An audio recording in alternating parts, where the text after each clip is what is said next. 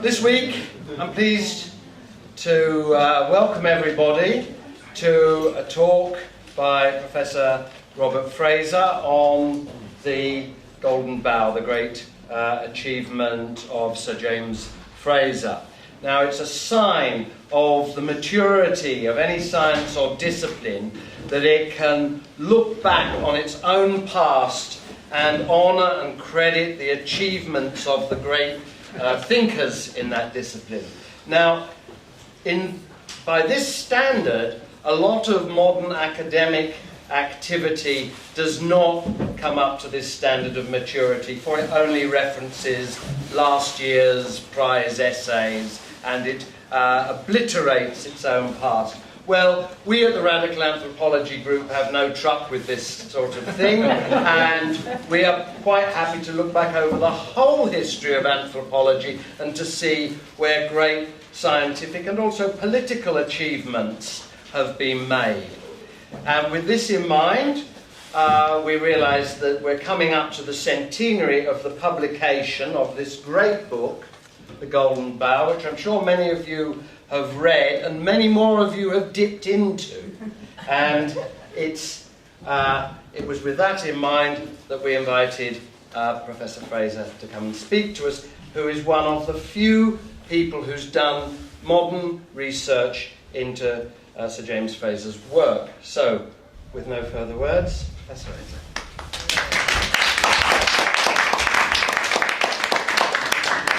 Thank you for all turning up.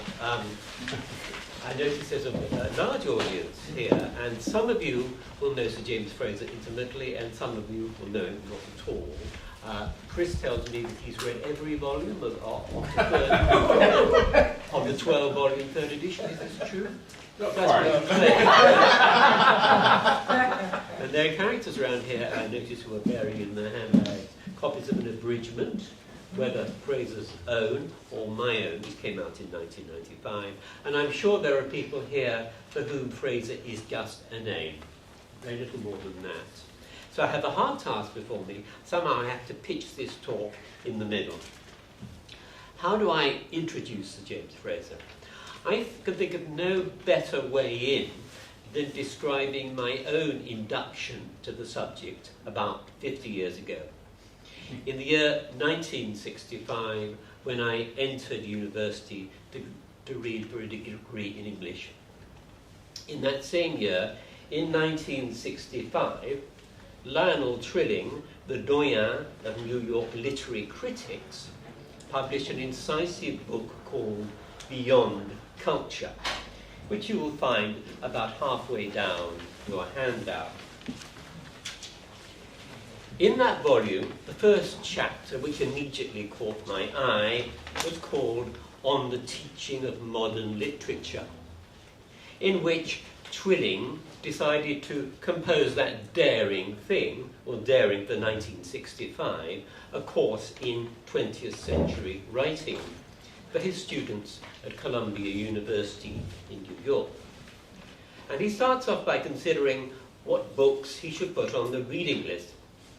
And he says, it was virtually inevitable that the first work that should have sprung to mind was The Golden Bough. Now, why? The clue lay in the general title of his volume, Beyond Culture. In that book, Lionel Trilling is playing with the various meanings of the term culture. Primarily the qualitative term, the elitist term, understanding of the word culture, that had come down from Matthew Arnold with his Culture and Anarchy. Culture meaning sweetness and light, the best that has been thought, felt and expressed by humankind. Against that he pits the other meaning of the term culture, meaning the collection of customs, rituals, rites, and so on, pertaining to any given society. He says that the peculiar excellence of Frazer is that he has access to both meanings. Because Frazer is a man who has one foot in the 19th century and another foot in the 20th century. He's a complete transitional figure. He's access both to the old sense of culture, meaning the creaming off of the very best, and to the newer relativistic idea of culture or cultures that was coming in at the time that he was writing. So there are these two meanings of the word culture, and both of them were very much in play in the Academy in 1965. I remember a particular episode in the November of that year. I was in South Kensington, standing outside that iconic store of the period, Beaver's, which was a very fashionable dress outlet. And over the other side of the pavement, I noticed a rather attractive girl who I'd recognized as a sociology student at my own university. She invited me back to her home in South Kensington, gave me a cup of tea, and said, "The trouble with you literature students is you don't know what the word culture means." Because for her, she took it as read that my understanding of culture was the old-fashioned Arnoldian one. Her understanding of culture was the newer relativistic anthropological one. Okay, that was my first introduction to Sir James Frazer and the various issues raised by his book. Fast forward now 25 years. In 1986, by which time I'd established myself as a teaching of literature, a letter arrived from Fraser's publishers, Macmillan. It told me that the centenary was coming up of the first edition of the Golden Bough that was published in 1890, and they wondered if I could do something to celebrate this fact. I thought about it for a while, and I wrote back a letter which said I would do it on one strict condition, that I was able to look both backwards from Fraser and forward. Backwards to the various people that had influenced him, his own cultural and educational background in Glasgow and in Cambridge. Forward to the various people which he had influenced. And these, of course, included several generations of anthropologists, but they also included many, many writers. I already knew from my reading of Lionel Trilling that there was virtually no significant 20th century author, be it poet, playwright or novelist, who had not in some measure been influenced by this great book. T.S. Eliot, W.B. Yeats, Wyndham Lewis, D.H. Lawrence, Margaret Renaud, the list goes on and on and on and on. And certainly for about 50 years after the publication of that book, virtually every author read him and was influenced by him. It's a seminal work in every sense of that word. It planted a seed which proliferated and grew in a number of different directions. Well, Macmillan agreed. I got a double contract for these two books, and I started looking into the matter. The first thing I discovered was actually I knew very little about the Golden Bough. I don't know why I've been invited to write about it, but my ignorance was quite astonishing. I began, as so many people do begin, with taking out of the library an abridgement of the Golden Bough.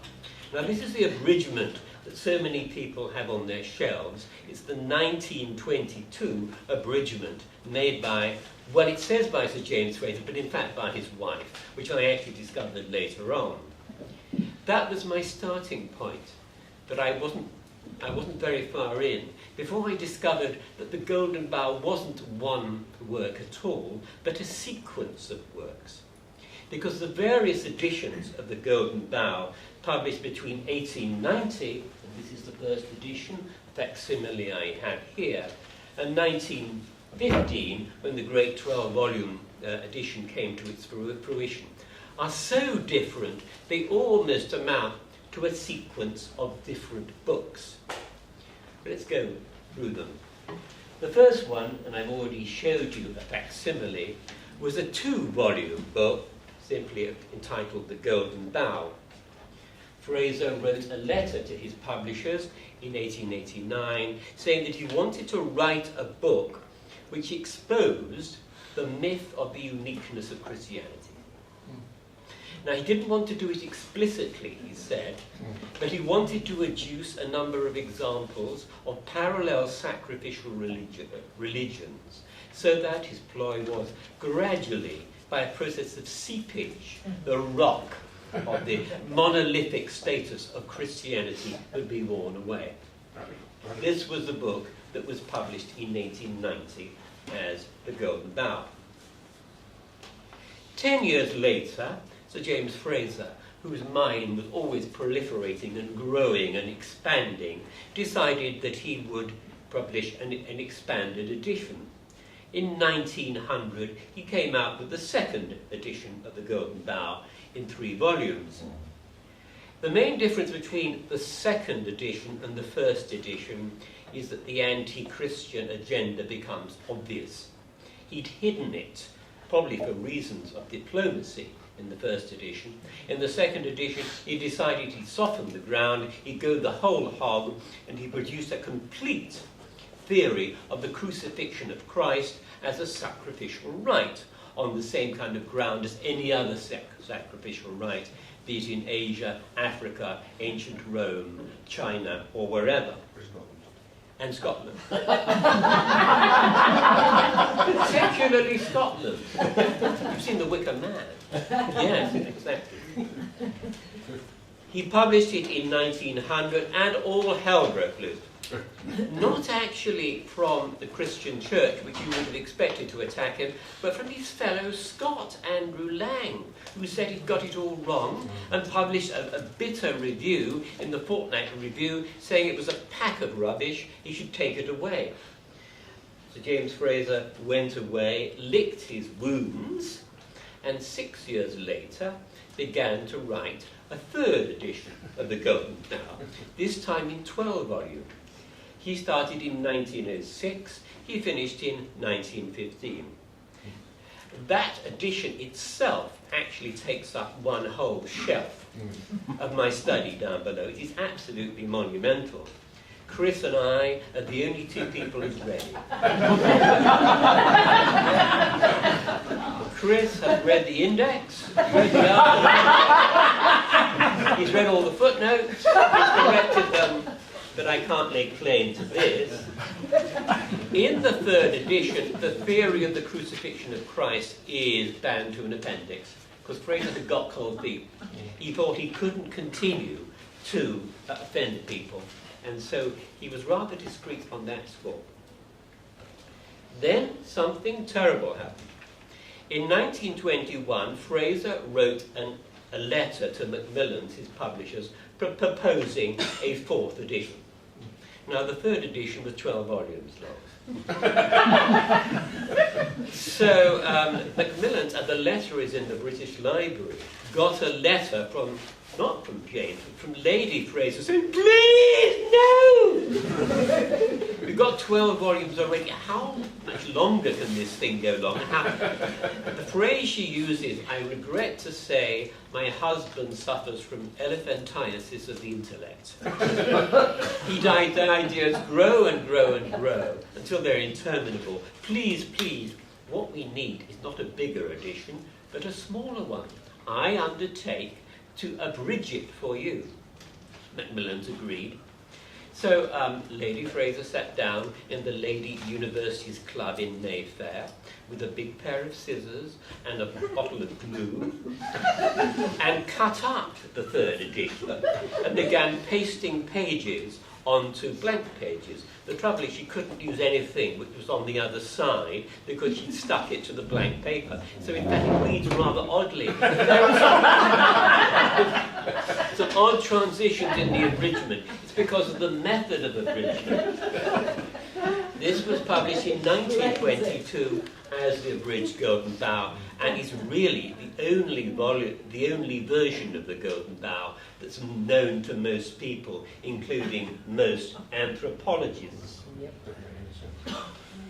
Well, this went on and on and on for another 70 years, until I got, after my letter from Macmillan, I got a letter from Oxford University Press, my books about Sir James Frazer having been reviewed quite well in the TLS, asking if I would re-edit the abridgement. That by this time I was wise to what had happened with Lady Fraser. We were beyond the scissor and glue pot stage.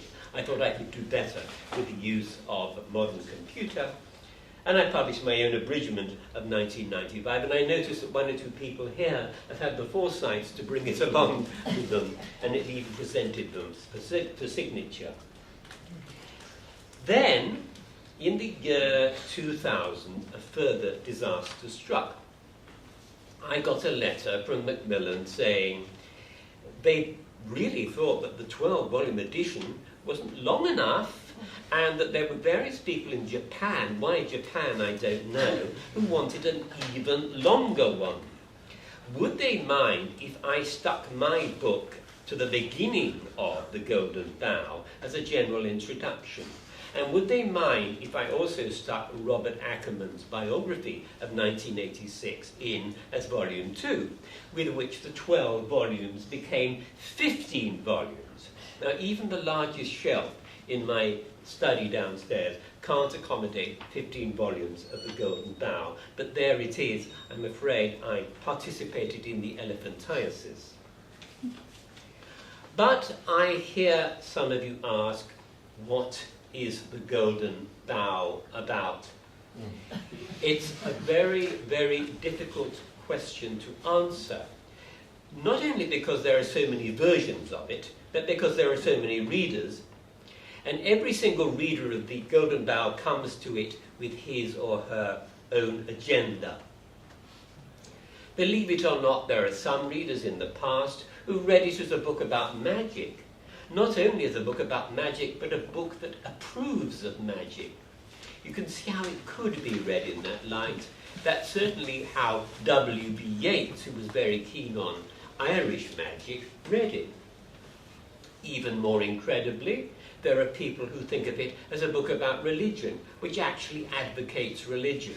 That's very, very far indeed from Fraser's purpose. But T.S. Eliot, who believed most things, believed that this was a book about religion, which somehow endorsed his strange, watery Anglo-Catholicism. But you know, T.S. Eliot is a case on his own, really. There will be people who tell you that it's a book that sets out to destroy religion, or rather to destroy the myth of the uniqueness of Christianity. This is much closer to Fraser's intention, but it's still really short of his achievement. It still simplifies the book. I think the most satisfactory description of the Golden Bough is this. It's a comparative book which takes almost as far as it will go the comparative view of culture. The comparative method was not one which James Frazer had invented.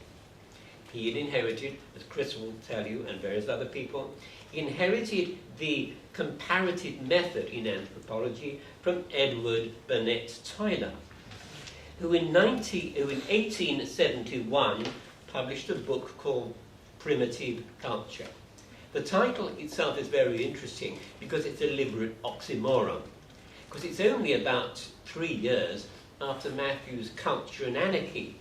And the whole idea of having culture that's also primitive, seen in an Arnoldian light, is peculiarly paradoxical. But it's a paradox with which Tyler plays throughout the 2 volumes of that splendid work. Tyler was a Quaker, but he worked in Oxford and he disliked the Oxford movement intensely. He considered Roman Catholicism, and probably Anglo-Catholicism too, to be so much hocus pocus. The object of that book is to prove that the Catholic Mass is a form of magic. And in fact it leads up to a description of the Catholic Mass, talking about it as a form of magical transformation on that kind of cultural level. Now Frazer too was interested in the relationship between religion and society. But his solution to this problem was a great deal more subtle.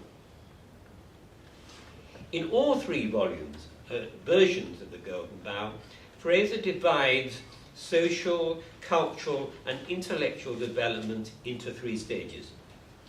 There's the age of magic, there's the age of religion, and there's the age of science. Let's go through them all. Magic is a way of intervening in the natural world to make sure that it's compliant with human wishes. It doesn't work, it's very clumsy, but it has its own kind of quaint logic about it that Fraser spells out in the opening chapters. After a while, so he implies, people lose faith in magic because it isn't working. What they then do is they fall to their knees in prayer, invent God or the gods, pray to them, and that lasts for a few centuries. Then they notice that that also isn't working, and they go back to magic. But it's a new form of magic called science, and it's much more sophisticated. So magic is alchemy, modern chemistry is science. But the thing about it is that there's an umbilical cord connecting magic with science. They're both forms of intervention in the natural world. The difference is that one doesn't work, and the other one, or Sir James Frazer hoped, did work. The odd one out is religion, because religion is not an attempt to intervene in the natural world. It's a form of imploration to pray to the gods. It's a form of supplication for the gods to intervene, not for human beings to intervene. So you've got this three-stage progress, in the middle of which, in the middle of the sandwich, you've got this odd man out called religion or religions. Now that in itself would be as satisfactory as an explanation of the growth and development of human culture. But there is a complication, which is it's not as clear-cut as that. There is never a clean-cut divide between one cultural stage and the next cultural stage. Magic survives into the age of religion. And religion, as Fraser very well knew because he lived in Cambridge with a lot of college chapels, so holding services every Sunday, religion survives into the age of science. Even there's a kind of double survival where you can see magical survivals in the modern age. And it was these moments of, as it were, of survival, when two different cultural stages seemed out of step with one another, that particularly interested Fraser, who got this theory of survivals actually from Tyler. There was one particular instance of survival that particularly interested Sir James Frazer. Now you must know that he was not by training an anthropologist. You couldn't take an anthropology degree in the 1880s, or the 1870s of course, not even in Scotland. So he was by training a classicist and also a philosopher. He wrote his fellowship dissertation on Plato. It's very bad, but nonetheless, he did it on Plato. In his capacity as a classicist, he spent most of the 1880s editing the travels of Pausanias. You know, Pausanias is the great 2nd century AD Greek traveller who travelled all over Greece, describing the monuments as he saw them, and also all over Rome. He was a much travelled man, and his description of Greece, even now, is a principal source for people who want to know what religions and customs and rituals were around in his time. There's a particular passage in Pausanias that very much interested Frazer. When Pausanias visits Rome, and he visits a town outside Rome called Nemi, and he actually says that in Nemi, by the lake, there is a sacred grove. And in this sacred grove, there is a tree, and it is an oak tree. And by night or day, the priest of the tree, the Rex Nemorensis, the king of the wood, prowls in front of this tree, with sword in hand, defending his title. There's a strange anomaly here. Didn't he ever go to sleep? Anyway, this has struck me straight away. But he defended his title the only people who were entitled to challenge him were runaway slaves. If a runaway slave challenged him and fought him and defeated him in single combat, he became the next Rex Nemorensis, the next king of the wood. Why? It seems very bizarre. And it's particularly bizarre that so seemingly primitive a culture should have survived into the 2nd century AD, which was quite urban and sophisticated, the age of the Antonines, the age of Caligula, and so on. And it's with this mismatch between this very primitive ritual and the sophisticated environment in which it still flourished in the 2nd century AD that Fraser begins. And that is his opening chapter, that is his starting point. And he goes on to say, we will not understand this discrepancy and this kind of survival unless we understand the mindset of the people who perpetuated these rites. In order to do this, we need to adduce examples far and wide. And then a most marvellous moment occurs at the end of the 2nd chapter when this huge panorama opens out of ancient life, modern life, adducing examples from China, from Mexico, from Rome, from Greece, from Africa, from virtually everywhere. But with this one purpose in view, to elucidating the mystery of the Golden Bough. Now, as I've said, Fraser's book was published in 1890 with this large and growing canvas, and for various decades it held sway. The Golden Bough in its first edition was an overnight sensation, a huge success. Absolutely everybody read it, and lots of people were influenced by it. Authors were influenced by it, anthropologists were influenced by it. But gradually the worm turned, and the tide turned against Fraser. I think you can see how this took place, how from having been so popular, Fraser suddenly became anathema. There's an anecdote told by Ruth Benedict, the American anthropologist, which is completely apocryphal, but it does uniquely express the way that people came to view Fraser in the decade, several years after his death.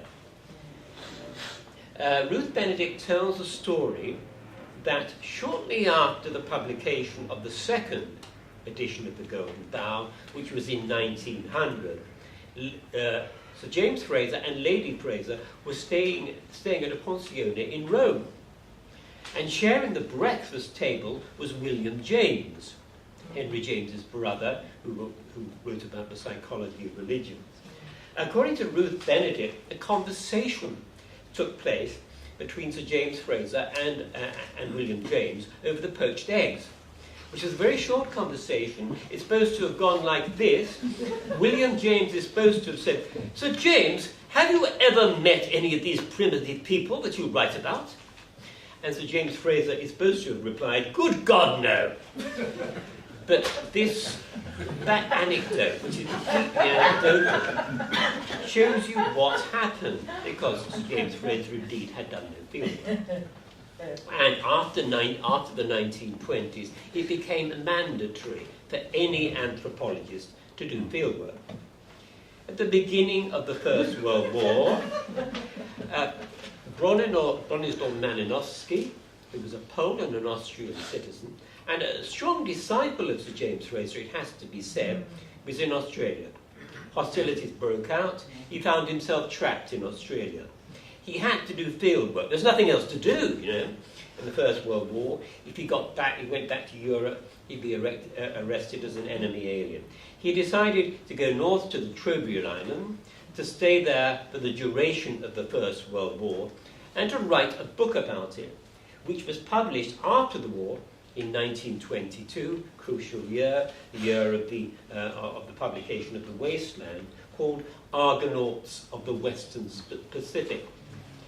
In this book, Malinowski attacks Fraser. It's rather a Freudian thing, actually, attacking the father, because Fraser was his intellectual father. And in his preface, he says, "The time when we could tolerate accounts presenting the native as a distorted, childish caricature of a human being are gone. This picture is false, and like many other falsehoods, it has been killed by science. So Malinowski is positioning himself as a scientist in the positivist tradition. The implication is that Fraser belonged to an old-fashioned, humanist, classically based tradition, which must now go out of the window in the interests of science. It has to be said, The Argonauts of the Western Pacific is a very good book. After it, Bronislaw Malinowski came back to England. He established himself in the London School of Economics, where he founded the very important School of Social Anthropology. And generation after generation after generation of anthropology students were trained in the way that Malinowski had devised. For Malinowski, there was only one career path for an anthropologist. You did your field work. It could be in the Trobriand Islands, it could be in Greece, it could be in Spain, it could be anywhere. After that, you went and you wrote it up as a PhD. You became a lecturer in social anthropology, and your credibility as an anthropologist was absolutely dependent upon the fact of you having done that empirical fieldwork. So an empirical model and a local model really took over from the old-fashioned comparativist model of Tyler and Fraser. Generations of people were trained like this. And the ideal, I don't think it was ever really fulfilled, was this: to regard each and every society as a unique organism. So instead of comparing the rituals of society X to the rituals of society Y, you took society X as a unique organism, and you related its economy to its rituals, to its religion. All of the aspects of one society were taken. So you've got a very rounded picture of one society in isolation. This was the fruit of the fieldwork method advocated by Malinowski and put into practice by generations of social anthropologists, Evans, Pritchard. It's a very long line. So by the 1960s, nearly all social anthropologists had been trained in that school. My wife, in the 1960s, attended the LSE. She wasn't a social anthropologist, she was a lawyer. But all her friends were social anthropologists, and they used to gather in a place called the Malinowski Room.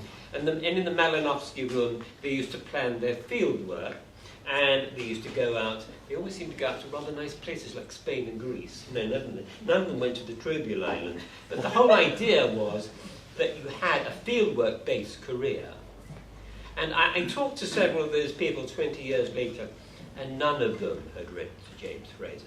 They'd been told in their first-year lectures that Sir James Frazer was old hat, that nobody need read him anymore, that he wasn't scientific, that he was an artist, that he was a classicist, and therefore his ideas should not be entertained.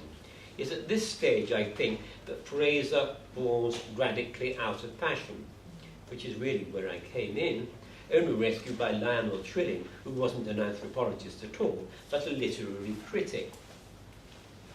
However, there were glimmers of hope on the horizon. There were people who did take Sir James Frazer's work seriously, but very few of them were in the English Academy or even in the American Academy. Claude Lévi-Strauss read Frazer very, very religiously.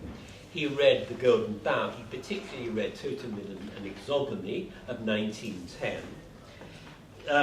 Lévi-Strauss's ideas, as you know, tend to look at the whole of an individual society, not as a structure of customs and rituals, but a conceptual structure of ideas.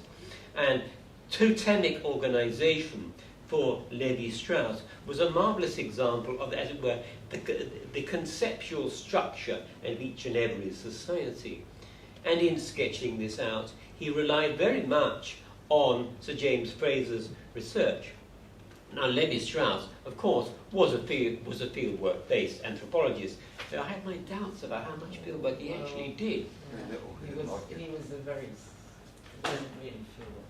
He tried it once, he didn't like it. He didn't get a decent wine out of it. He didn't like it. I don't think he liked Brazilian Indians very much. He sort of scalped in Sao Paulo. Food, You didn't trip in a canoe. I mean, Yeah, he tripped in a canoe. He was the kind of anthropological tourist who went back to Paris and wrote these very smart books, impressing Merleau-Ponty and people like Jean-Paul Sartre. But he's a salon kind of anthropologist. Nonetheless, he wanted the street cred of having been a fieldwork anthropologist, so he harped on an awful lot about, the months that he spent sweating it in the jungle with amongst Brazilian Indians. I'm not sure he did at all.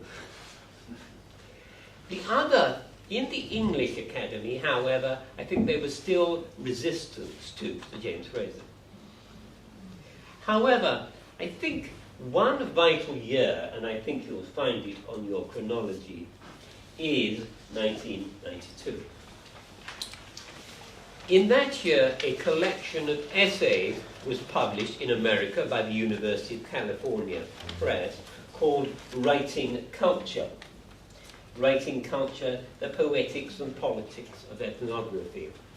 It was edited by James Clifford amongst a group of other people. In this book, for the first time, I think, English Anglophone anthropologists began to come to terms with the fact that their discipline was inescapably literary. Until that time, the scientific model had claimed the roost, ruled the roost. But in his introduction, James Clifford says, whatever else ethnography does, it transforms experience into a text. And he looks at various key ethnographic texts and he examines them as literary structures. And this is interesting because he isn't actually talking about Sir James Frazer at all, nor is he talking about the comparative method. He's actually talking about field work, empirical anthropology.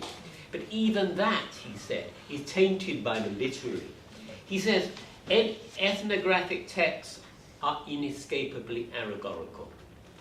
You do your field work, you come back, and what you produce is a book. And that book is a text on the same level as other texts. So there's a worry in that book about the kind of status of anthropology. The first time, I think, in the English Academy, for several decades, people are asking, is anthropology a science or is it a branch of literature?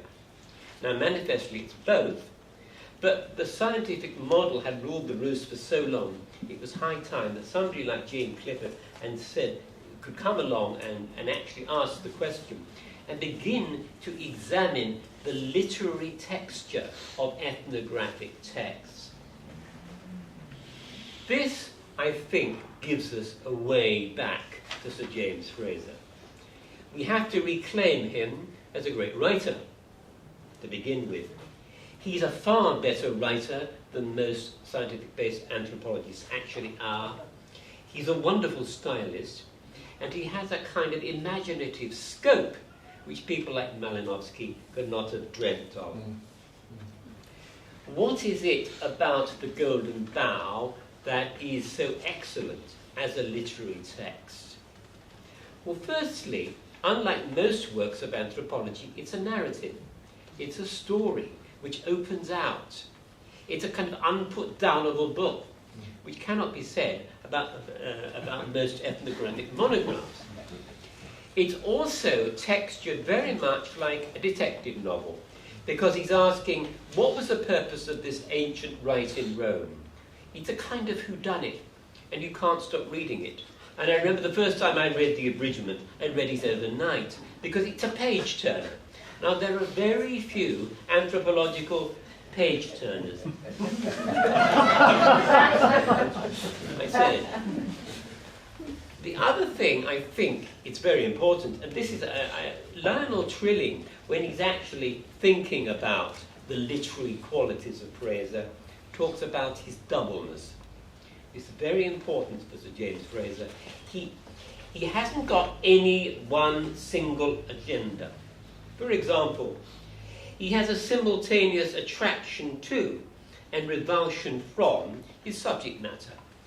He's both attracted to the rites that he's describing and repelled by them. And somehow he manages to negotiate between those two positions. And the negotiating tool that he uses is a kind of ironic humour. He's a very funny writer. He's very witty. He's very debunking of the pretensions of civilization in the old sense. And in a same strange way, he's very supportive of rites that elsewhere he calls primitive. In 1930, he delivered a lecture in Cambridge called Psyche's Task, which is a defence of magic. And he actually explores, he goes to some lengths to explore the idea that the magicians, in fact, know far more about the world than either priests or scientists. Of course, it's paradoxical, it's provocative, but he takes that idea as far as he goes. But even in the original editions of the Golden Bough, he's very interested in the intellectual structure of magic. Those of you who are interested in philosophy would like to know that, I can't really talk about it now, that his classifications of magic are in fact based on David Hume's ideas about associations of ideas and so on, which Sir James Frazer applies to magic. But in an odd way, he's got a great deal of intellectual respect for people who magically intervene in the world, albeit with limited effect. Related to this, I think, is his ability to be both present to events that he's describing and intellectually detached from them. He's an analyst, but he's also a great descriptive writer. If he's describing a ritual, he will get right inside it, and he will get right inside the minds of the people, even when he's describing, for example, Aztecs sacrificing people at the top of their temples. He will actually describe the subjective attitudes of the priest, the horror of the victim, and he will evoke the whole thing in a beautiful way. So Sir James Frazer, he's working within an evolutionary model. Okay, magic, religion, science, and yet somehow in his prose he works against that. He flattens it all out so that everything is simultaneously present. And the most extraordinary thing about his prose at its best is that it's both diachronic and synchronous. He recognizes the place that every single instance of magic, religion, or ritual occupies in his evolutionary scheme, but at the same time, he's present to it. He renders it so vivid that it becomes immediately present and almost justifiable to the readers. And this is something that, I just quote actually from Lionel Trilling. But Frazer had more than one intention, and he had an unconscious as well as a conscious mind. If he deplores the primitive imagination, he also does not fail to show it as wonderful and beautiful. It is a rare reader of the Golden Bough who finds the ancient beliefs and rituals wholly alien to him. It is to be expected that Fraser's adaptation of the many pagan analogues to the Christian mythos will be thought by Christian readers to an adverse effect on faith. It was undoubtedly Fraser's purpose that it should. That many readers will feel that Frazer makes all faith and ritual indigenous to humanity, virtually biological. They feel, as De Quincey put it, that not to be at least a little superstitious is to lack fundamental generosity of mind. There is this this accommodating aspect to Fraser's prose and to his vision. So he takes in the whole panorama of human history. Okay, there is an evolutionary model, but working against it is an imagination which recreates ritual after ritual, magic after magic, religious rite after religious rite, in this vivid way. It's not to justify them to the reader, but to engage their attention. I think I don't want to end with a conclusion. What I think I'd like to do is to posit a series of questions that I think arise from the example of the Golden Bough. Questions that maybe we can take up and debate after the interval. What precisely is the relationship between the two meanings of the term culture that I used at the beginning of this talk? Clearly they are related to one another, but how are they related to one another, and how did one turn into the other? Secondly, is social anthropology a branch of science, or is it a branch of literature, or is it both? Thirdly, an ancillary question to be involves the more radical query as to what we mean by literature and what we mean by science. I would argue that Sir James Frazer's work interrogates both terms in a very radical way. And since we're present in the Radical Anthropology Group, we might as well pursue that inquiry. The next question involves the status of fieldwork. Is fieldwork inherently more scientific than theoretical work done in the study? Most theoretical physicists have been nowhere near that. At one stage, it was proposed that Sir James Frazer joined the Torres Straits expedition to Australia. He refused. And the terms of his refusal are very interesting. He said that if I go on the Torres Straits expedition, the result will be a 23-volume work about the Torres Straits. I'm a comparative anthropologist. My effect depends on comparing things and standing back. If I get too deeply immersed in any given society or culture, it compromises the holistic nature of my vision.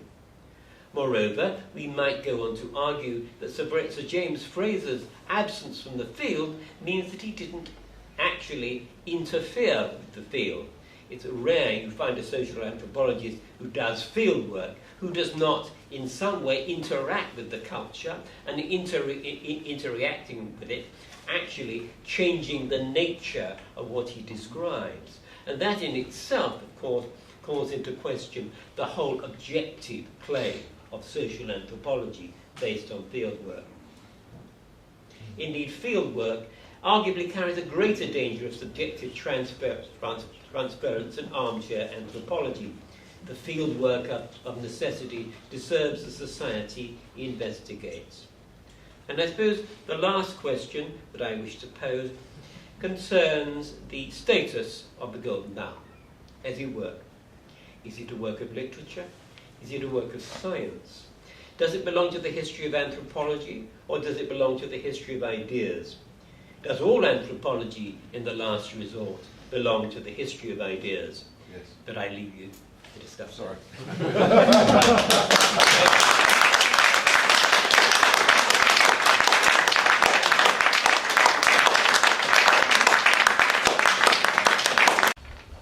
So, questions, challenges. Yes. Yeah. It's Peter. Hello, that was lovely, thank you very much. I've thought for some time that some academic subjects, if that's the right word for it, should be to encompass science and the humanities. Yeah. So do a degree which becomes in the first degree is BASc. Yeah. And so on. Anthropology is one of those. Psychology possibly as well, and philosophy, maybe philosophy as well. But I think this divide between all these things is becoming more and more untenable in many fields, I think that's absolutely true. I mean, I think social anthropology, I'm sure there are very few people who disagree with this claim, is a discipline which is suffering from an identity crisis. I mean, it is suffering from an identity crisis as long as I've known it. But that's somewhat put into context by the fact that all disciplines, including my own, are suffering from an identity crisis. I don't know if it applies to music therapy, but it applies to all fields constantly to redefine themselves, reposition themselves. And the borderland, for example, between anthropology and sociology is very nebulous and has been for some time. But, you know, is it a science or is it a form of literature? I think it's probably both. Yeah. I wonder if you could perhaps say a little bit more on the sort of central notion. I mean, you wonderfully put the Golden Bough in its proper context and made us understand, you know, how one-sided functionalism and fieldwork emphasis and sociology was, you know, obviously the comparative method was on one-sided in a different way, but just the basic argument about what was happening in the sacred grove, namely that the kings exchanging life and death in each other's roles, Yeah. and then the link with Jesus and the sacrifice, and then the link with the Aztecs, and then the link with the divine king. Yeah. I mean, could you? I mean, there is a consistent argument in Fraser's book, isn't there? Yes. And, perhaps we need. If you could just tell us what the argument is. Okay. Yes. I mean, fundamentally, I think he regarded these as being vegetative rights. His solution is that the Rex Nemorensis authority was challenged because it was felt that he would weaken eventually. And if he weakened, then not only would he weaken himself, but he would weaken the whole, as it were, macrocosm of nature. This argument really arises from Fraser's understanding of sympathetic magic, that magicians were people who controlled the elements and the whole cosmos. And therefore, if a king or a magician, and the Rex Nemorensis was both, weakened, then the whole world was in danger. And therefore, some kind of system had to be devised, this is the fundamental interpretation, to ensure that the Rex Nemorensis retained his vigour. And the way that this was done in naming was to have his power constantly challenged. The fundamental argument of the Golden Bough has to do with really a succession of vegetative rights, according to which that the vegetative power of nature is constantly restored, and Fraser regards most magical rites as ways of, as it were, reinvigorating nature magically. That is why the king has to be killed, because the king will weaken and his son will take over. Christ comes in a rather oblique way. In fact, I'm not actually totally convinced by the argument. But his argument is that Christ is a kind of divine king, that he had to be sacrificed on the cross for the good of the world. Without that sacrifice, the world would die, and his sacrifice enabled the resurrection, so the restoration of the world. So ultimately, Fraser is looking at Christianity as being a kind of sublimated sacrificial rite, with Christ as a sacrificial victim. Or rather, that particular form of sacrificial victim known as a scapegoat. Because the volume in which that particular chapter on Christ appears is actually, which volume is it? Volume 9, called The Scapegoat. And he begins with a description of the scapegoat of the ancient Hebrews, who had all the sins of the people piled upon him or it, and in Yom Kippur was set free to wander in the desert and die, thus taking the sins of the people with him. Now, the important thing about the scapegoat ritual, I think, for Fraser, is that it's both magical and religious. It's magical in that by dying and being sacrificed and being, as it were, restored every year, the king or Christ, as it were, enacts this process of magical restoration. But it's religious insofar as Christ is a scapegoat and has the sins of the world placed on his shoulders. Now, sin, of course, is not a magical conception. It is a religious conception. And so Christianity becomes a marvelous example of, as it were, a fusion between magic and religion. It has a magic element in that it involves the restoration of nature. and you can quite clearly see that in all the hymns we sing. You know, Good Friday leading to Easter, the whole idea that the death of Christ somehow enables the reinvigoration of nature through this magical way. But it's religious in that it is supposed to have this effect of expunging sin. Magic, as Fraser describes it, is immoral. It's got no moral content. When you begin to devise religion, then around the magical core, you get, as it were, this curtain of religious practice. So in essence, what you've got in Christianity, I think, for Sir James Frazer, is a religious rite at the core of which is a much more ancient magical rite. Fantastic. Yes.